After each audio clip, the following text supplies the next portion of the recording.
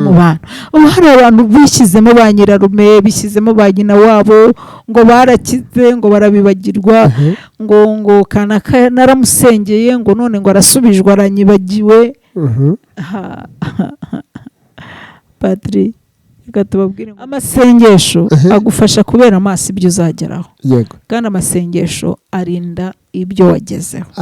Amasengesho akantu karakomeye. Hari ibikorwa Yesu yakoze mu isi byinshi ariko hari igikorwa atasoje. Igikorwa ibihe byiza nshuti z'umusaraba muri Imana ganze mu buzima bwanyu kandi ngo Imana bibwire muri mwe tugushime ko mudukurikiye kandi mbafurije ibihe byiza mukore subscribe cyangwa sabone nimurangiza mukoreshe mugeze neza cyane twishime ko mudukurikiye. Turi kumwe na today ni Evangeliste Mukunda muri benshi ku buhamya bwe ndetse n'ingisho yakunda gutambutsa natandukanye mu matorero no mu social media zitandukanye. Turakwakiriye umeze neza? Yego meze neza. Na mahoro. Amahoro.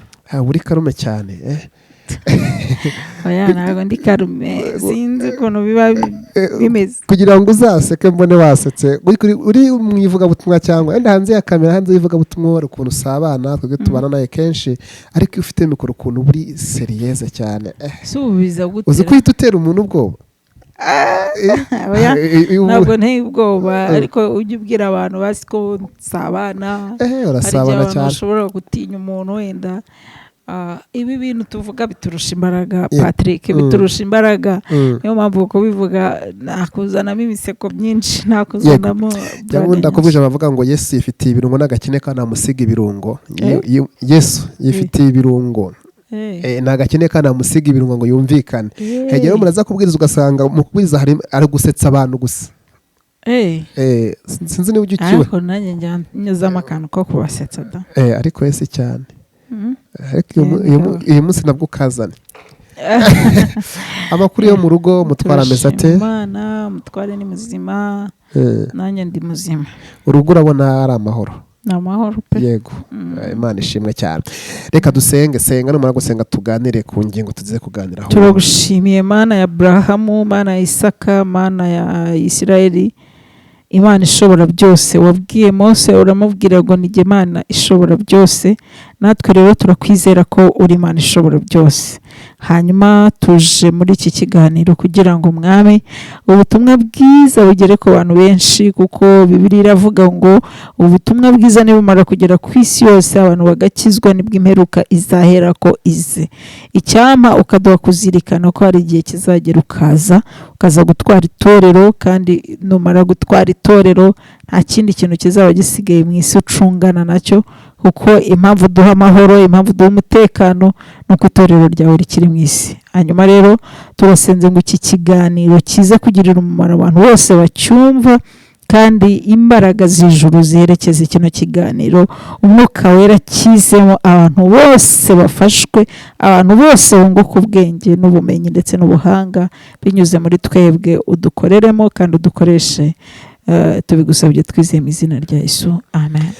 Amen. Uri umuntu wasenze cyane ku bantu bakuzi kuva kera ukiri muto, nanjye ndimo.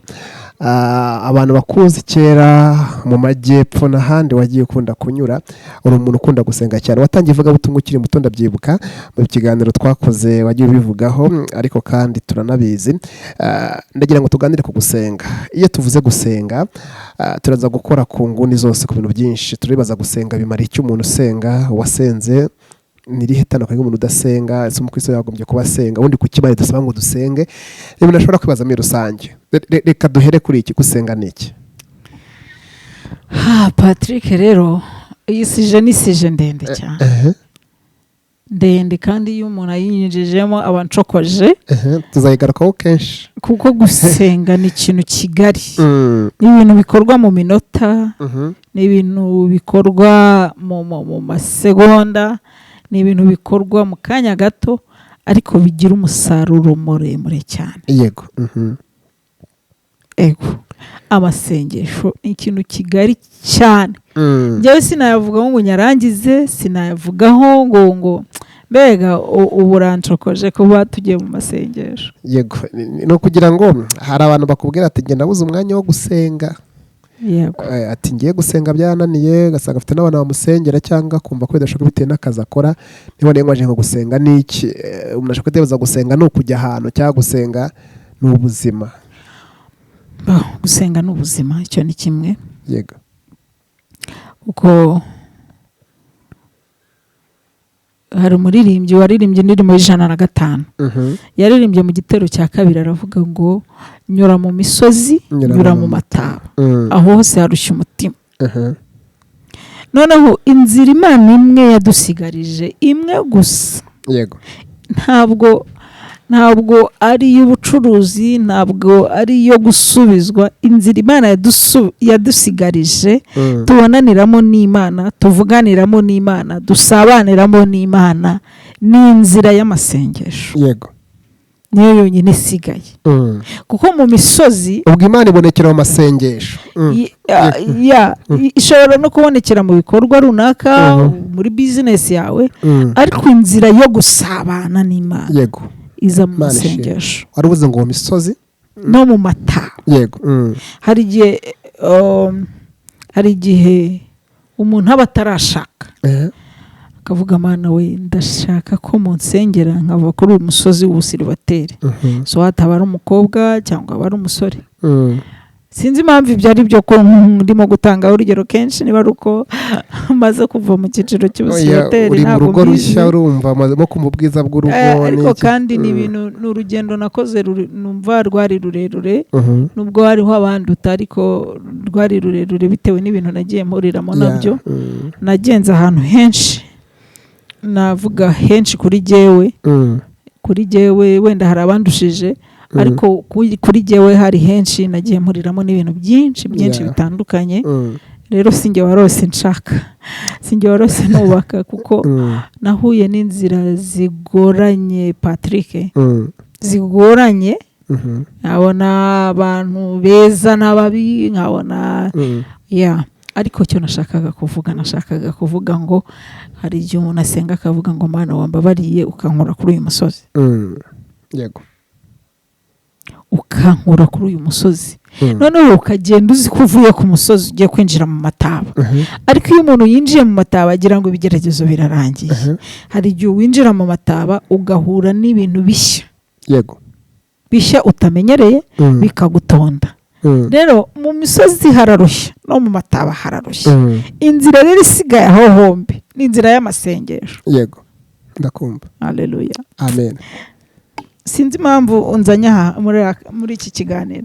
Inzira isigaye mu misozi no mu mataba Patrick, mbikubwire, ni inzira imwe yitwa inzira y'amasengesho. Yego.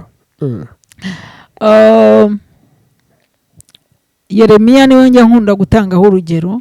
Yari umuhanuzi w'Imana. Yego. Abantu bajye banabyumva ariko. Yari umuhanuzi w'Imana. Noneho Imana y'ubwayo twebwe tubizi ko tutari impanuka kubaho kwacu. Yego. Ariko hari abantu Imana itari yageraho ngo babwire ngo nakumenye ukiri urusoro, ngo yivuganire nabo imbona nkubona.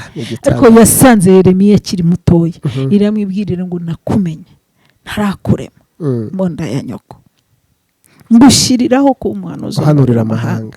Iranamubwira ngo waroye neza ko ndindi ijambo ryaje kugira ngo ndisohoze. Byari ibintu bikomeye kugenda urugendo rurerure, akagera noneho ubwo ahanura abatambyi bakamukubita. Yego. Umutambyi witwa Pashuri yaramukubise, amuzi ubuhanuzi, ariko si we wamukubise, ahubwo n'abantu be bamukubise. Amuziza ko yahanuye. Baranamufunga azira guhanura. Yeremiya bamutwikiye ibitabo byinshi by'ubuhanuzi yari afite, barabitwika. Ntabwo ari ibintu bishobora kumvikana nk'umuntu Imana yabwiye ngo ndindi ijambo ryanjye. Ariko yageze ubwo atabaza abandi bantu abiyambaza. Yakundaga kuganira n'umugabo witwa Ezekiyeli, ariko igihe kimwe Imana iramubwira ngo warayobye.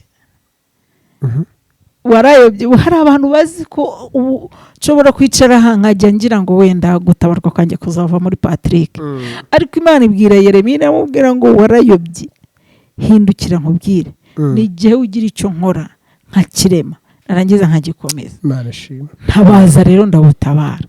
Va mu bantu. Va mu bantu. Ubu hari abantu bishyizemo ba nyirarume, bishyizemo ba nyina wabo, ngo barakize, ngo barabibagirwa, ngo kanaka naramusengeye, ngo none ngo arasubijwe aranyibagiwe. Patri, reka tubabwire ngo nibayoboke inzira y'amasengesho. Yego, Imana ishimwe. Narasubijwe ariko ntabwo nasubirijwe wowe. Nasubirijwe jyewe. Ntabwo nasubirijwe wowe nubwo waba waransengeye. Nawe niba ushaka gusubizwa ngo n'umusengere nawe usubizwe. Yes. Ariko ntabwo nasubijwe ngo nawe ngo nubwo rimwe na rimwe nubwo mbizi neza ko ubundi hari akantu numva njya mvuga kugeragezwa kwanjye ni umukoro ukomeye wawe wo gukorera Imana. Niba mbayeho ndi umukene biragusaba ngo wowe ube standby yo gukorera Imana mu buzima bwanjye. Niba mbayeho ndi umunyamarira biragusaba ngo wowe ube umuhoza wanjye. Ariko kandi mu masengesho niho hantu twakirira imbaraga zidukomeza. Ibyo rero ako wenda niba ndi bugasoze cyangwa ndi bukagaruke usimbizi. Ahubwo akandi wari wavuze ngo hari abantu bumva batagira umwanya wo gusenga. Urabona hari abantu itemgatwana ko waruvuze wasubijwe cyangwa umuntu yasenga agasubizwa akagera ku rwego akumva nagakeneye gusenga bitekwa ari bize cyangwa ugira ubutumwa butanga akarema amatsinda y'abantu bajya kumusengera bakamugera ku musozi aho gati ngende bize kuko atekereza ko Imana iba handi hantu itari kumwe nawe. Kabwira kandi kantu. Yego. Impamvu zo kudasenga. Nizo mpamvu zo gusenga. Ko karakomeye subiramo. Isenga fata uvuze ngo impamvu zo kudasenga. Ni nazo mpamvu zo gusenga. Ngo urarwaye ngo ntabwo uri bushobore gusenga. Ahubwo niyo mpamvu ikujyana mu masengesho. Ngo warasubijwe ngo ntabwo ukwiye gusenga. Ahubwo niyo mpamvu yakagutumye ujya gusenga. Ukarindisha amasengesho ibyo wagezeho. Imana ishimwe. Amasengesho ararinda. Amasengesho ararinda. Ariko nyine aka kantu uze kugacaho umurongo. Impamvu zo kudasenga nizo mpamvu dufite zo gusenga. Umuririmbyi w'ijana waririmbye ntari ngiye kuvuga ngo umuririmbyi w'ijana na kabiri aka kantu ndimo ndashaka kugenda ngakosora. Najyaga ngakosora ndi kwiradira nakoraga nkababwira ati nago turirimba umuririmbyi kumva baravuze ngo turirimba umuririmbyi ijana n'umunani turirimba indirimbo mbona byaratwokamye turirimba ngo umuririmbyi wa 30 umuririmbyi wa 40 naga ari byo ariko ntago ari byo nyine dukwereye kumenyana ntibavuga bavuga mu murimo w'Imana niko ni indirimbo y'ijana na kabiri mu ndirimbo z'agakiza. Uyu muririmbyi yararirimbye ngo mpakanya nze nkwegera. Yego. Mu bigaragara nta mwanya yari afite. Ashobora kuba yari afite umwanya wo gucuruza ari busy mu bucuruzi. Ntabwo nzi amateka ye. Hari abantu mujya mutubwira amateka y'abaririmbyi sinzi niba warigeze uyavuga. Najyaga nyavuga kuri radio nkavuga wanditse indirimbo giye yandikiye n'amateka ye. Yego. Ayo mateka y'uyu muririmbyi ntago nyazi. Ariko yari yarabuza kanya gato ko kwegera Imana. Yego. Ashobora kuba yari ari mu bucukuzi bw'amabuye y'agaciro akabona umwanya wabyo akabona bumwiriyeho adafite akanya ko kwegera Imana. Ariko abigira icyifuzo. Aravuga ngo makanya Yesu nze nkwegera. Nubwo yari afite ibibazo nk'ibyo yari afite ibihe ntazi niba byari byiza cyangwa byari bibi ariko yageze aravuga ngo hari impamvu nkuriye ko gusenga. Icyambere nuko wanyikorereye ibyaha.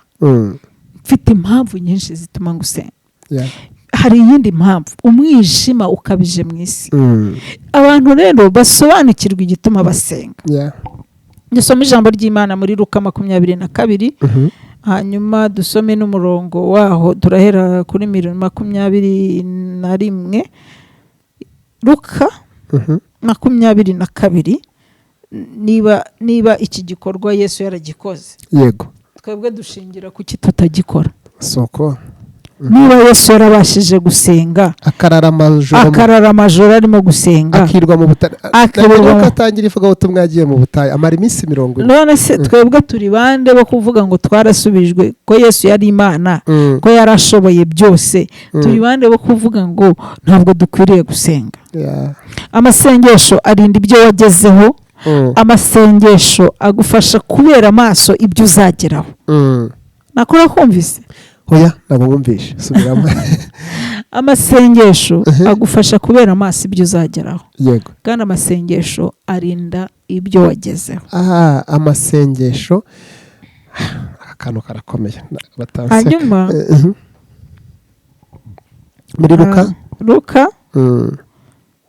Luka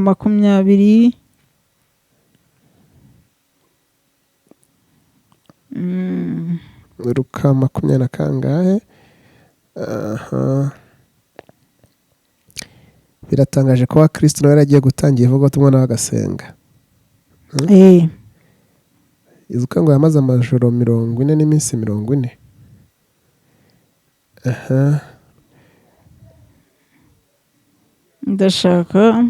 Urashaka avuga ngo iki tufatanye kureba?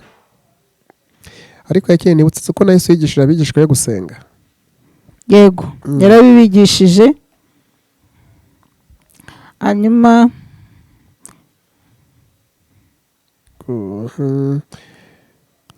ndashaka iri jambo, ihangane. Ni ijambo Yesu ari mu gashyamba i Getsemani arimo gusenga. Ndumva ari 22:43 niho marayika yamanutse amwongeramo imbaraga. Ubwo wahera ku murongo wa 39 aravuga ngo haravuga ngo arasohoka ajya ku musozi wa Elayono nk'uko yamenyereye abigishwa be, baramukurikira. Agezeyo arababwira ati nimusenge kugira ngo mutajya mu moshya. 41 atandukana nabo umwanya ureshya n'ahaterwa ibuye. Arapfukama arasenga ati data, nubishaka undenze iki gikombe, ariko bye kuba uko nshaka ahubwo bibe uko ushaka. Marayika avuye mu ijuru amwongera imbaraga. Nakakonyine nashakaga kuvuga, ariko byavuye mu gusenga. Gusenga bituma twongererwa imbaraga. Yego. Yesu yarabizi ko agiye kunyura ahantu hakomeye. Noneho rero ikibazo duhura nacyo akenshi abakristo nuko bazi ko umuntu hari wakijijwe, mbona ari ibyo abantu twishyiramo ahari, simbizi. Twishyiramo ko ubwo dukijijwe tugiye kunyura ahantu heza, tugiye kunyura mu bisubizo,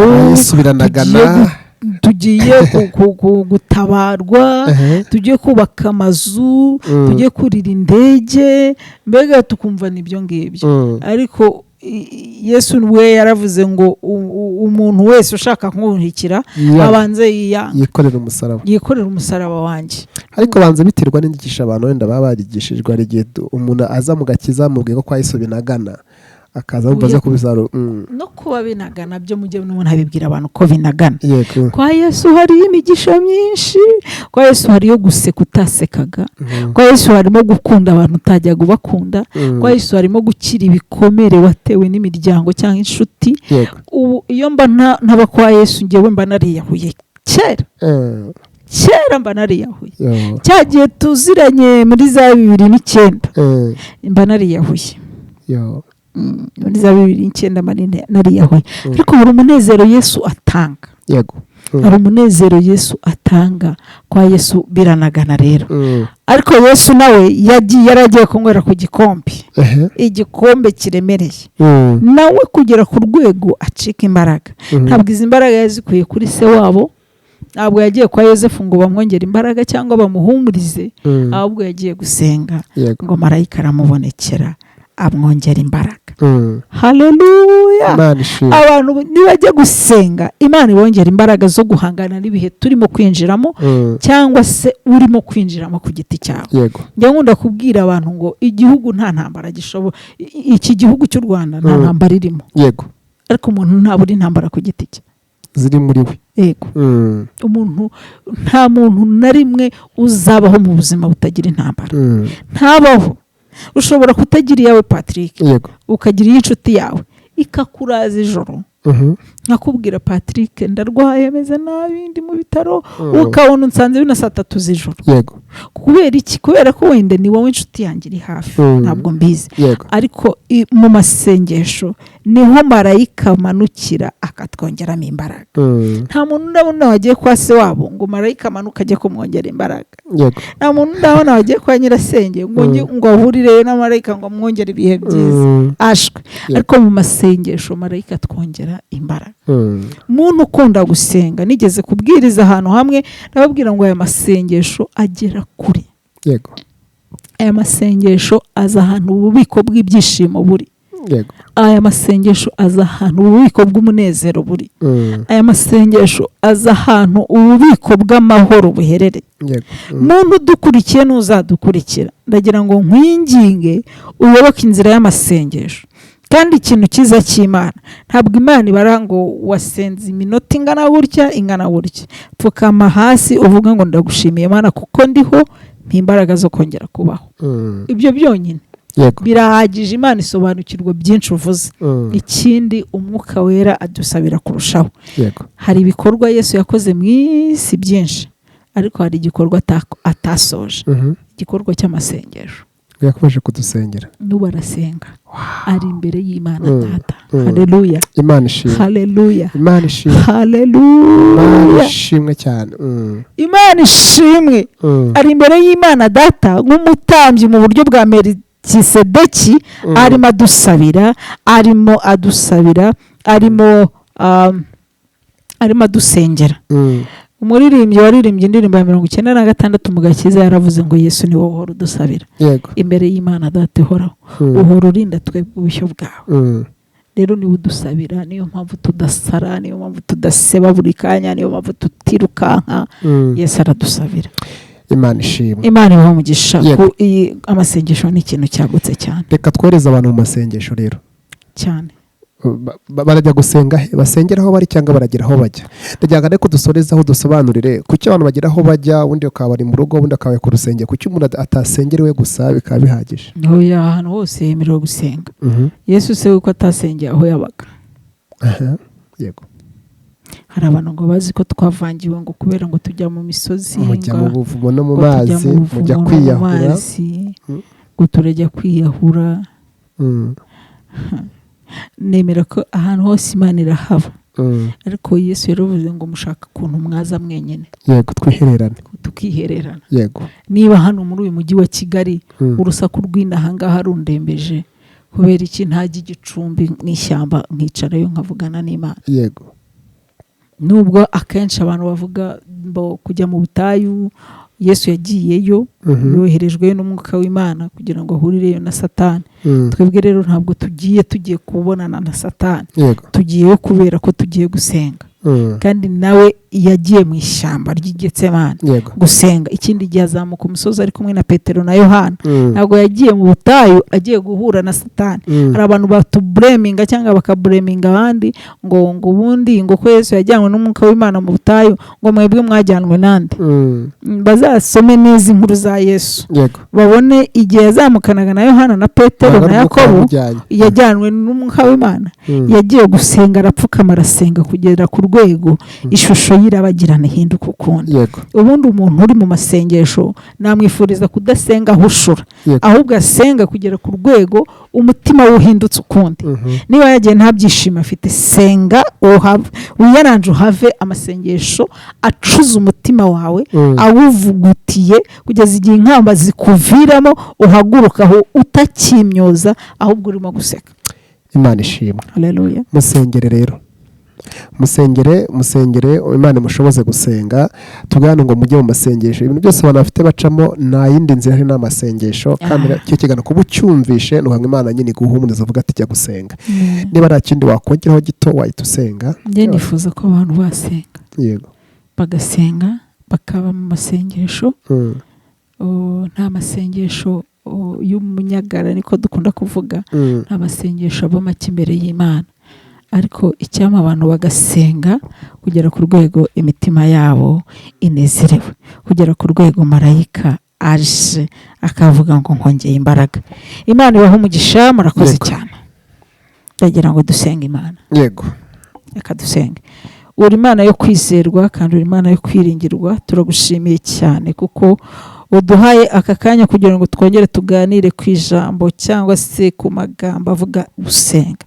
Mu masengesho habamo imbaraga zibohora, mu masengesho habamo imbaraga zihirika imisozi, mu masengesho habamo imbaraga zitandukanye inyanja, mu masengesho habamo imbaraga zikamya amazi, mu masengesho habamo imbaraga zizana umunezero mu mutima, mu masengesho habamo imbaraga zituma ibyara umubabaro bihinduka ibitwenge. Nanjye ndasenze Mana kugira ngo umuntu wese utwumvise ashyira imbaraga mu masengesho, yihutire kuba mu bihe byiza byo gusenga.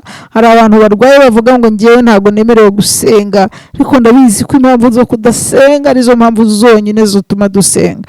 Rero umugisha abantu bose badukurikiye, umugisha Patrick na timu ye, ndagusabye Mana kugira ngo twese duhe umugisha wawe, kandi kuko nzi yuko ushobora byose, nta n'ikintu na kimwe kijya kibasha kurogoya imigambi yawe. Abantu basenze bakira ihumure, abantu basenze bakira imbaraga no gukomera.